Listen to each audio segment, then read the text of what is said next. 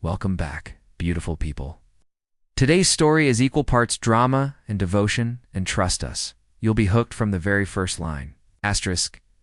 The elevator doors opened with a whisper, revealing the pristine marble floors of the 42nd floor. Meline Blake stepped out, her worn leather bag clutched against her chest, and immediately felt the weight of silence pressing down on her shoulders.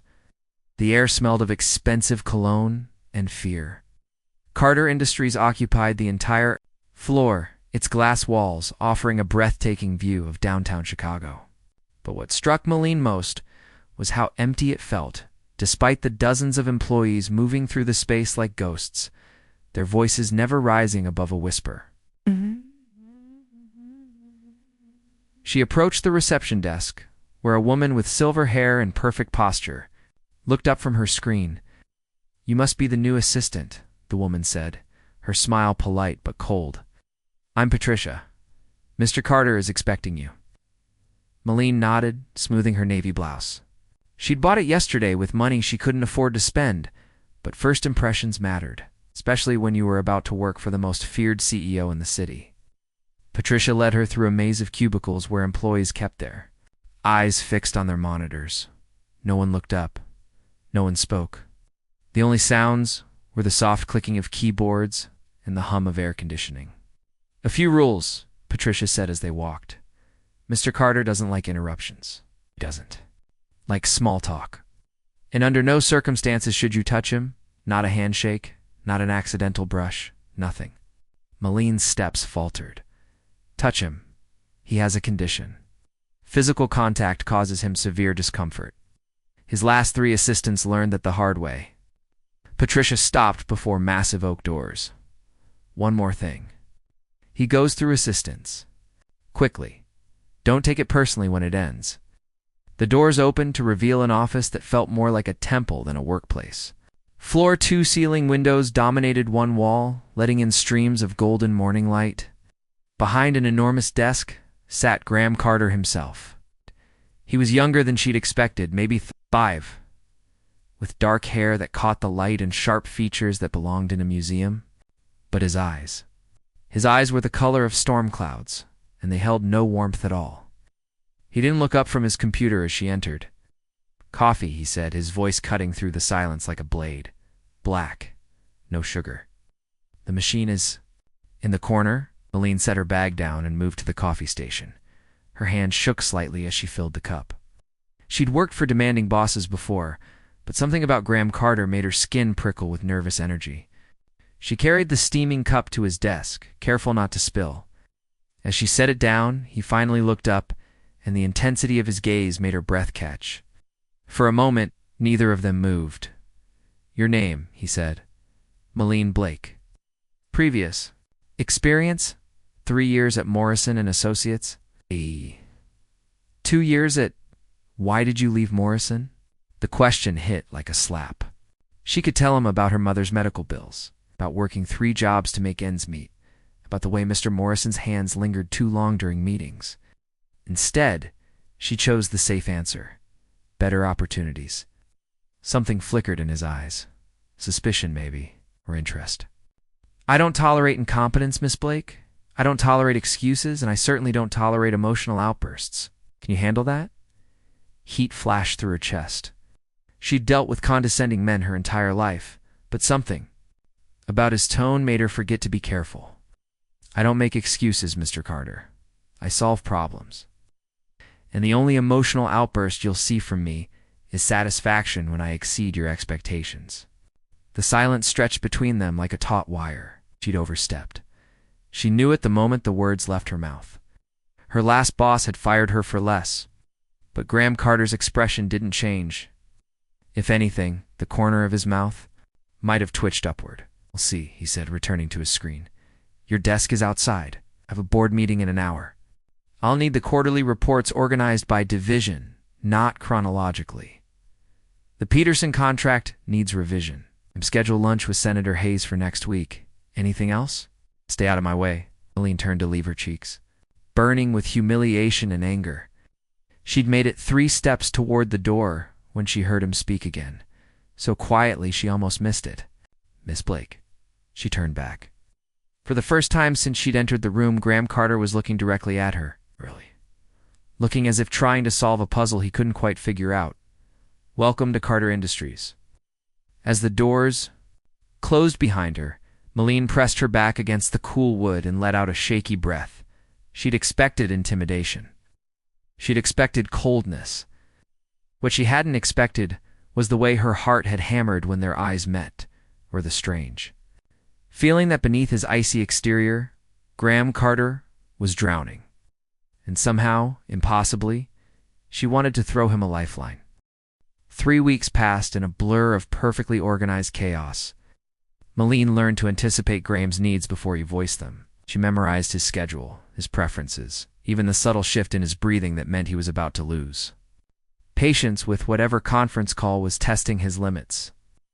She also learned that the stories about him were only half true. Yes, he was demanding. Yes, he could freeze a room with a single look, but he wasn't cruel.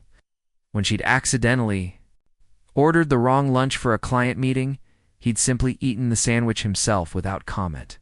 When she'd spilled coffee on important documents, he'd helped her reprint them at midnight, working beside her in the empty office without a word of complaint. And he never, ever came close to touching her.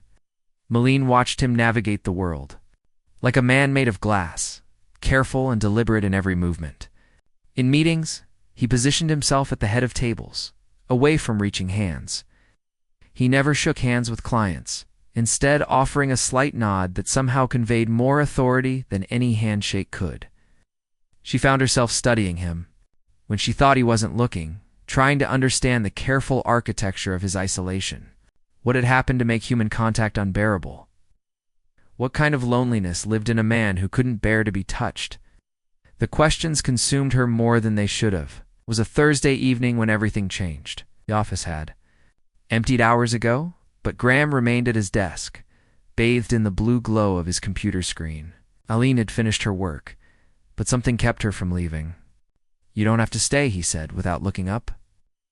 "I know." She organized already perfect files, stealing glances at him. "Big presentation tomorrow? The biggest?" Ovis. His voice carried a weight she hadn't heard before. 5 years of work. "Everything depends on this deal." She moved closer to his desk, drawn by something fragile in his tone. "Want to talk about it?" He looked up then, and she saw exhaustion etched in every line of his face. "Why would you care?" The question stung, but she recognized it for what it was. A test. A wall. A way of keeping her at a safe distance. "Because you matter," she said. Simply, something cracked in his expression. For a moment, the mask slipped, and she saw not the untouchable CEO, but a man who'd forgotten what it felt like to have someone care about his struggles. "The Henderson Group is backing out," he said. Quietly. "They're taking their funding to Meridian Tech. 300 jobs will be lost. The satellite program I've spent 5 years developing will die. Can you change their minds? Not unless I can prove that our technology is superior in every way, which it is." "But Henderson's CEO doesn't trust me." He laughed, but there was no humor in it. "Apparently, I'm too cold, too detached. He doesn't think I understand what it means to fight for something." Meline's heart clenched. She'd seen Graham work 18-hour days, seen him pour everything he had into this company. If he wasn't fighting, what did fighting look like? "Show me the presentation," she said. "It's after 9. You should go home. Show me." For the next hours, they worked side by side, Meline offering suggestions while Graham refined slide after slide. She watched him transform as he talked about the technology, passion lighting his eyes in a way she'd never seen before. This wasn't just business for him. This was his legacy, his chance to change the world. "It's brilliant," she said when he finished. "But you're right about one thing. It's too cold." His jaw tightened. "Meaning, you're presenting facts and figures?" "What you should be presenting is hope." She leaned forward, forgetting to maintain the careful distance she'd learned to keep. "Tell them about the farmers who'll get accurate weather data. The researchers who'll have real-time climate information, the lives that will be saved. Henderson doesn't care about lives. He cares about profits." "Everyone cares about lives, Graham. They just forget sometimes." She'd used his first name without thinking, and the sound of it seemed to surprise them both. The air between them changed, became charged with something neither of them was ready to name. "You should go home," he said again, but his voice was softer now. She nodded, gathering her things. As she reached the door, she turned back. "Graham?" She'd crossed a line by using his name, so she might as well cross another. "You're not as untouchable as you think." The words hung in the air between them, loaded with meaning she wasn't sure she was ready to explore. She left before he could respond, but she felt his eyes on her all the way to the elevator. That night, Meline lay awake in her small apartment, replaying every moment of their conversation. She'd seen something real in Graham Carter tonight, something vulnerable and achingly human. And despite every warning bell in her head, despite the impossibility of it all, she was falling for a man who couldn't bear to be touched.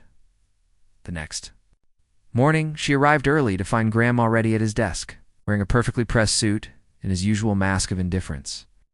But when he looked up and their eyes met, she saw the memory of last night flickering in his gaze. "Good morning, Miss Blake," he said formally. "Good morning, Mr. Carter." The distance was back, the walls rebuilt, but something had shifted between them, something that couldn't be undone by morning light and professional boundaries. As she set his coffee on the desk, their fingers brushed for the briefest moment. She expected him to pull away, to flinch. As Patricia had warned her he would. Instead, he went very still, his breath catching almost imperceptibly. When he looked up at her, his eyes held a question he didn't know how to ask. And for the first time since she'd known him, Graham Carter looked afraid. The Henderson presentation was scheduled for 2 o'clock. At 1:30, Graham stood at his office window, hands clasped behind his back, watching the city move below him like pieces on a chessboard he was losing. Meline knocked and entered without waiting for permission, a habit she'd developed over the past month. "The conference room is ready," she said. "I loaded your presentation and tested the system twice." He nodded but didn't turn around. "Did you implement the changes we discussed?" "Every one." She moved closer, studying the rigid line of his shoulders. "Graham, you're going to be brilliant in there, am I?" He turned, and she was startled by the raw uncertainty in his face. "What if you're wrong? What if I really am too cold, too detached? What if Henderson takes one look at me and sees exactly what everyone else sees? And what's that? A machine?" The word hung between them like a blade. Meline felt something crack open in her chest, a fierce protectiveness she had no right to feel. "You want to know what I see when I look at you?" she asked, stepping closer. "I see a man who stays in the office until midnight because he cares about his employees' jobs. I see someone who remembers the names of the cleaning staff and asks about their families. I see a person who built something extraordinary from nothing and still lies awake at night worried it's not enough." Graham's breath caught. "Meline, you're not a machine, Graham. You're the most human person I've ever met. You just forgot how to let people see it." For a moment they stood there in the golden afternoon light, the distance between them crackling, with unspoken words. Then Graham's phone buzzed with a reminder, and the spell broke. "It's time," he said. The Henderson group arrived in force. 5 executives in identical gray suits, led by a silver-haired man whose smile never reached his eyes. Charles Henderson himself, the CEO who held Graham's future in his manicured hands. Meline watched from the corner as Graham began his presentation. His voice was steady, professional, but she could see the tension in the set of his shoulders. He was giving them facts and figures, just as she'd feared he would. "Impressive technology," Henderson said when Graham finished. "But I have to ask, Mr. Carter, why should we trust our investment to someone who can't even shake hands with his partners?" The question hit the room like a physical blow. Graham went very still, his face betraying nothing, but Meline saw his hands clench at his sides. "My personal preferences don't affect my professional capabilities," Graham said evenly. "Don't they?" Henderson leaned back in his chair. "Leadership is about connection, Mr. Carter. How can you lead people you can't even touch?" The silence stretched unbearably. Meline watched Graham's careful composure begin to crack, saw the doubt flooding his eyes. He was going to lose this deal, and with it, everything he'd worked for. She stood up. "Excuse me," she said, her voice cutting through the tension. Mr. Henderson, may I share something with you? Graham's eyes snapped to hers, wide with alarm. Miss Blake, that's not 2 months ago, she continued, ignoring his warning. I watched Graham Carter work 36 hours straight to save a project that would have cost 60 people their jobs. He didn't sleep. He barely ate, and when it was over, when those jobs were safe, he didn't take credit. He thanked his team and moved on to the next crisis. Henderson raised an eyebrow. Your point, Miss Blake. My point is that leadership isn't about handshakes, Mr. Henderson. It's about sacrifice. It's about putting other people's needs above your own comfort. And in that regard, Graham Carter is the strongest leader I've ever known. The room went dead quiet. Meline could feel Graham's stare burning into her, but she didn't look at him. Instead, she reached into her bag and pulled out a tablet. You want to see connection? She swiped to a video file. This is security footage from last Christmas. The screen showed the Carter Industries break room, decorated with modest holiday decorations. In the corner, Graham sat with Maria, the night janitor, helping her young daughter with homework while Maria finished cleaning. He's been tutoring her in math for 6 months, Meline said quietly. Maria works 3 jobs to support her family. Graham found out and offered to help. No fanfare, no publicity. It's just a man who saw someone struggling and reached out the only way he knew how. Henderson's expression had changed, the calculating coldness replaced by something softer. On the screen, Graham was patiently explaining a problem to the little girl, who beamed up at him with pure adoration.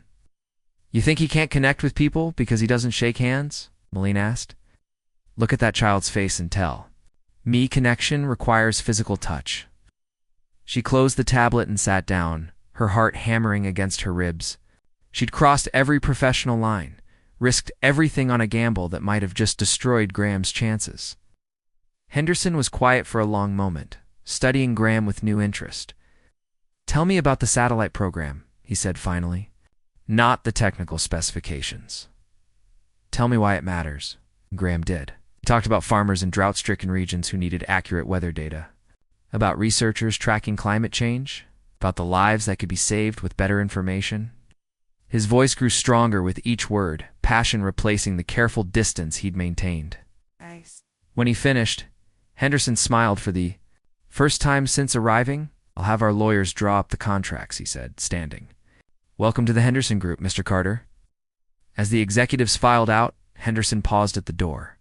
Your assistant is quite remarkable, he said to Graham. You should hold on to that one. When they were alone, Graham turned to Meline. His face was unreadable, but she could see something fierce burning in his eyes. Why? He asked simply. Because you deserved to win. You risked your job, your reputation. For what? She looked at him standing there in his perfect suit, his walls crumbling around him, and felt something shift in her chest. Something dangerous and wonderful and absolutely terrifying. For you, she said. The words hung between them like a confession. Graham took a step toward her, then stopped, his hands clenching at his sides as if fighting against every instinct he had. Meline, he said, her name a prayer and a warning all at once. She stepped closer, close enough to see the gold flecks in his storm-gray eyes, close enough to feel the heat radiating from his body. I know you can't touch me, she whispered, but that doesn't mean I can't touch you. And before he could stop her, before she could lose her nerve, she reached out and placed her palm against his cheek. Graham's entire body went rigid. His eyes closed, his breath stopped, and for a terrifying moment, Meline thought she'd made a catastrophic mistake. Then he leaned into her touch, the smallest movement, but it spoke volumes. When he opened his eyes, they were filled with wonder and terror in equal measure. How? He whispered. She smiled, her thumb tracing the sharp line of his cheekbone. Maybe you're not as untouchable as you thought. Graham pulled away as if her touch had burned him, but not from pain, from fear. This can't happen, he said, backing toward his desk, putting distance between them. Whatever this is, it can't happen. Meline's hand fell to her side, but she didn't retreat. Why not? Because he ran his hands through his hair, destroying its perfect order. Because I don't know how to do this, because I'll hurt you. Because every person who's ever tried to get close to me has walked away. I'm not walking away. You will. The certainty in his voice was devastating, and you realize what being with me actually means. When you understand that I can't give you what normal people give each other, and you get tired of loving someone who can't love you back properly. Who says you can't love me back properly? The question stopped him cold. He stared at her, his carefully constructed walls crumbling in real time. Don't know how to be in a relationship, Meline. I don't know how to be someone's boyfriend, someone's partner. I've never held hands with anyone, never slow danced, never woken up with someone in my arms. His voice cracked. I can't even hug you when you're sad. Her heart broke for him.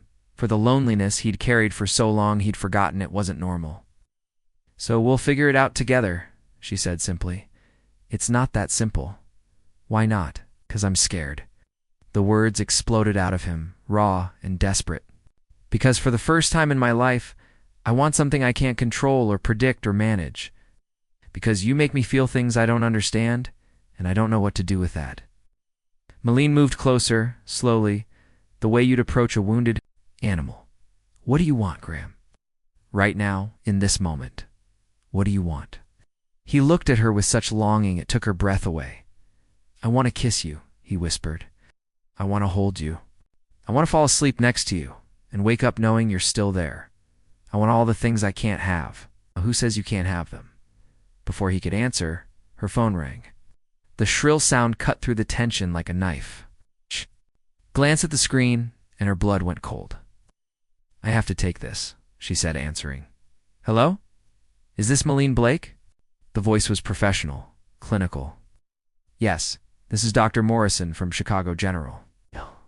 You're listed as the emergency contact for Catherine Blake? The world tilted. Meline gripped the edge of Graham's desk to steady herself. My grandmother. What happened? She's had a stroke, Miss Blake. You need to come to the hospital immediately. The phone slipped from her numb fingers.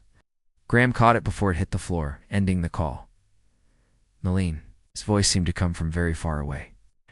What is it? My grandmother, she whispered. She's all I have left. She raised me after my parents died. Her voice broke. I have to go. She moved toward the door in a daze, but Graham's voice stopped her. I'll drive you. You don't have to, I'm driving you. The ride to the hospital was a blur of Chicago traffic and mounting panic.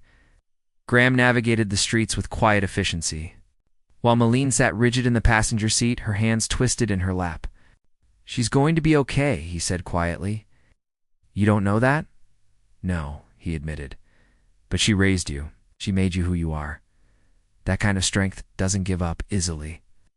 At the hospital, Meline rushed to the ICU, while Graham hung back, unsure of his place in this personal crisis.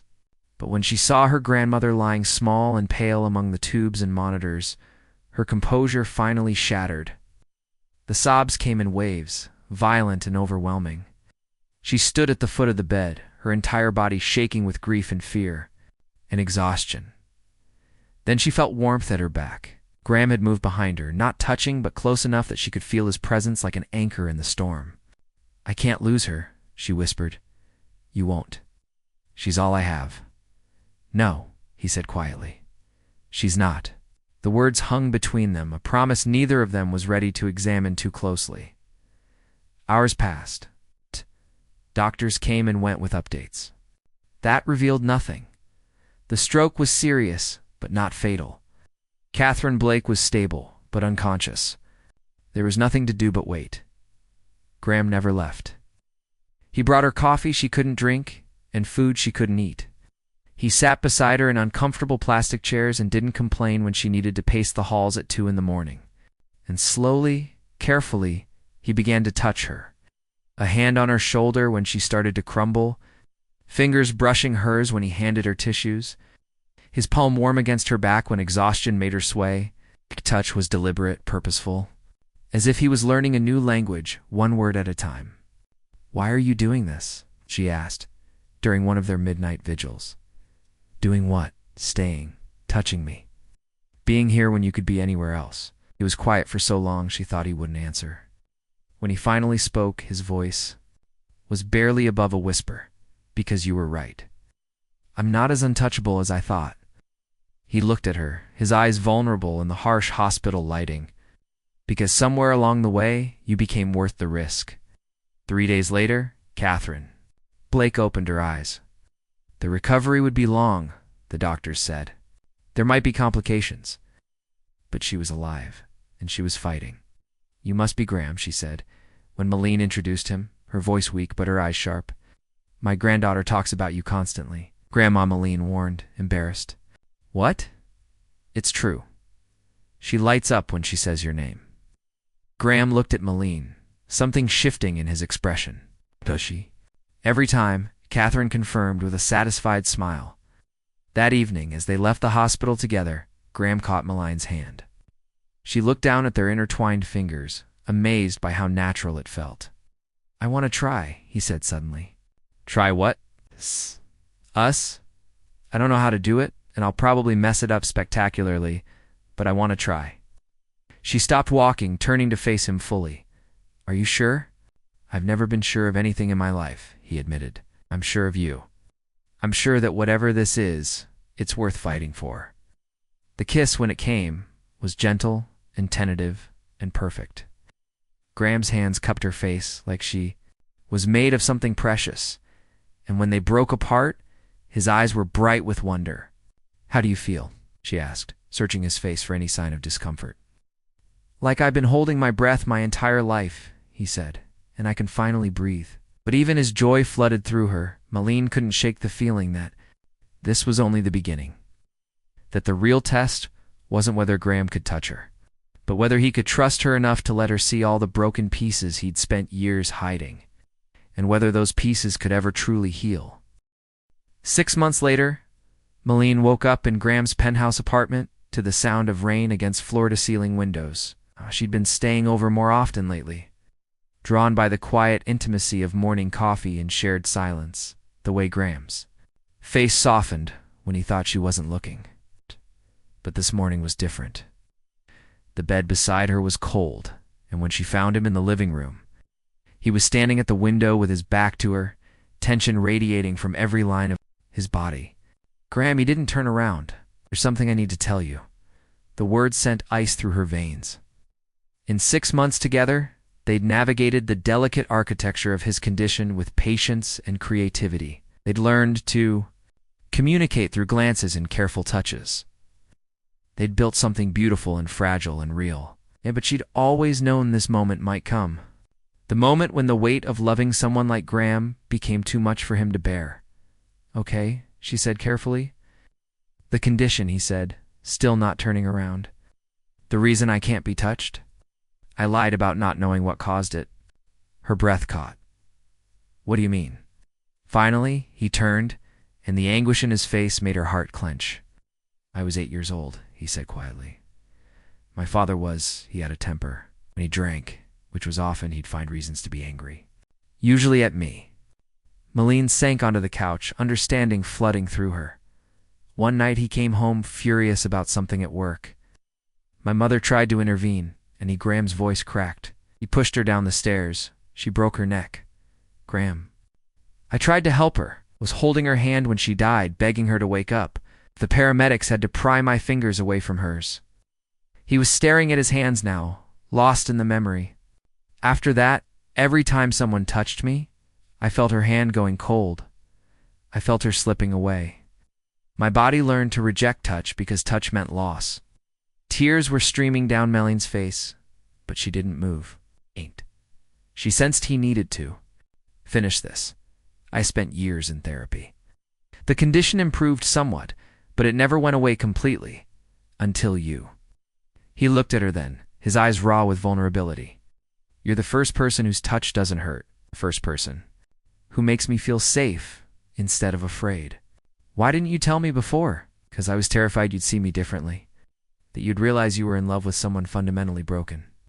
She stood up slowly, moved toward him with the same careful patience she'd learned over.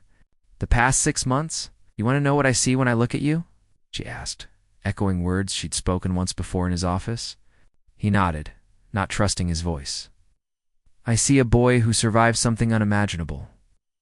I see a man who turned his pain into purpose, who built something extraordinary from ashes. I see someone who learned to love despite every reason not to. Reached for his hands, holding them gently. I don't see broken, Graham. I see beautifully, courageously whole. Ow. The sob that escaped him was raw and desperate.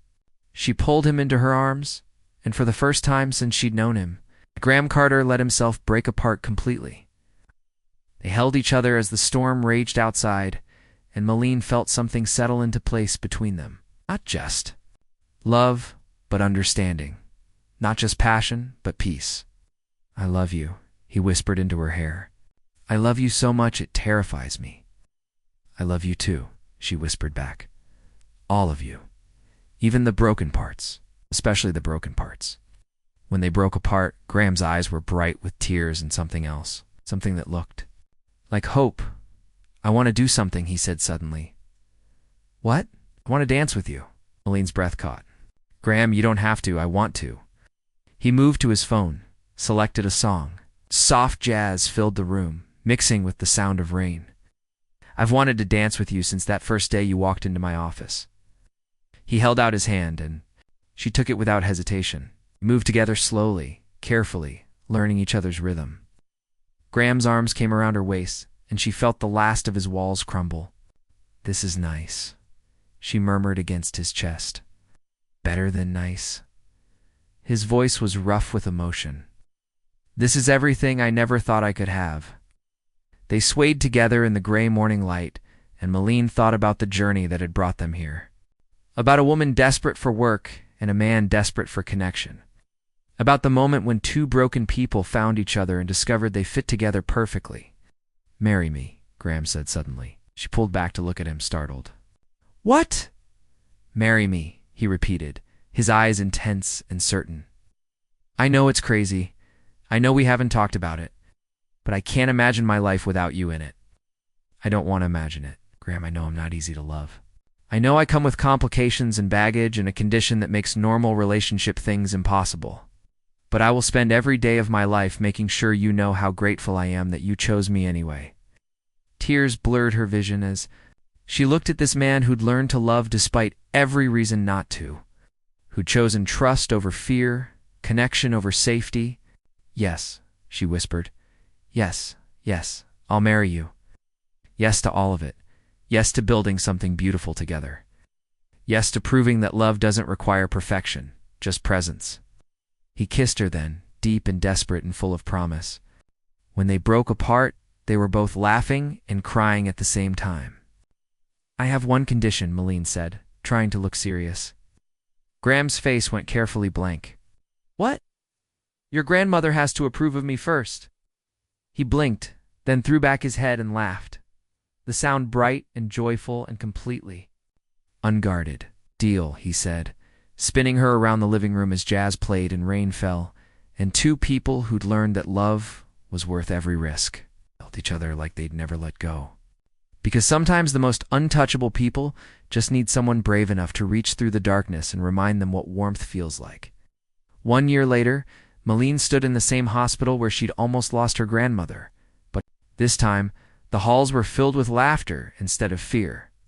Meline Blake, recovered and more spirited than ever, was holding court in the visitors' lounge, regaling anyone who would listen with stories about her granddaughter's wedding.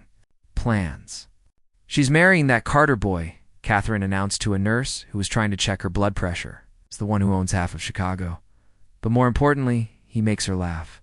Meline smiled from the doorway, watching her grandmother charm the entire medical staff. Graham appeared beside her, slipping his hand into hers with the natural ease that had taken months to develop. Ready? He asked. She nodded, and together they walked into the room. Catherine's face lit up when she saw them. There's my girl, she said, opening her arms, and my future grandson. Come here, both of you. They gathered around her bed, and Catherine reached for both their hands, studying their faces with the sharp eyes that age hadn't dimmed. You look happy, she said to Meline. I am, and you, she turned to Graham. You look like a man who's found his home. Graham's throat worked. I have. Catherine squeezed their joined hands. Then you have my blessing. Not that you needed it, but you have it anyway. They left the hospital as the sun was setting, painting Chicago's skyline in shades of gold and amber. As they walked to Graham's car, Meline felt the rightness of this moment, this life they were building together. "No regrets?" Graham asked as he opened her door. She looked at him, standing there in the golden light, this man who'd learned to love against all odds, who'd chosen courage over comfort, who'd taught her that the most beautiful things in life were worth fighting for. "None," she said. "Not a single one." He kissed her then, soft and sure and full of promise. And as the city moved around them, as people hurried past on their way to somewhere else, Meline knew she was exactly where she belonged. With a man who'd been untouchable until she taught him that love wasn't about perfection, it was about presence. It was about staying when staying was hard. It was about building something beautiful from broken pieces and refusing to let fear win. It was about two people who found each other in the ruins of their separate loneliness and discovered that, together, they could create something extraordinary. Graham pulled back from the kiss, his forehead resting against hers. "I love you, Meline Carter," he said, testing out her future name. "I love you too, Graham Carter," she replied, and felt the last piece of her heart click into place. As they drove through the city that had brought them together, past the building where they'd first met, past the coffee shop where they'd learned to talk to each other, past all the places that had witnessed their careful courtship, Meline thought about the story they'd write together. It wouldn't be perfect. There would be difficult days, moments when Graham's past would cast shadows over their present, times when love would require more patience than either of them thought they possessed. But it would be real. It would be theirs. It would be worth every single moment of uncertainty that had brought them to this place. Because sometimes the most beautiful love stories begin with two people who think they're too broken to be loved, who discover that broken doesn't mean worthless. Sometimes it just means you're ready to let someone help you heal. Asterisk, don't forget to like if this story moved you. Subscribe for more heart-touching love stories. The end.